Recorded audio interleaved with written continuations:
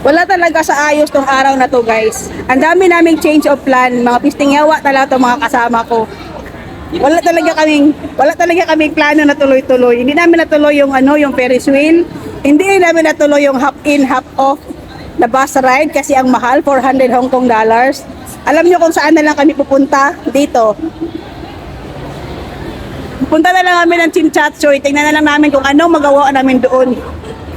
Para samahan nyo kaming mag-ferry.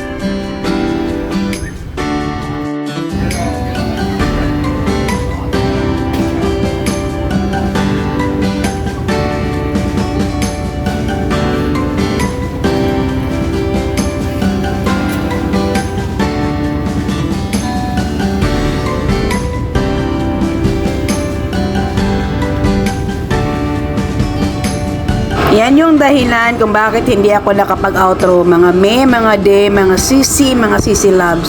Nag-emote-emote lang ako dyan. Alam niyo ba, pumunta lang kami ng Chimchachoy para bumili ng lemon tea.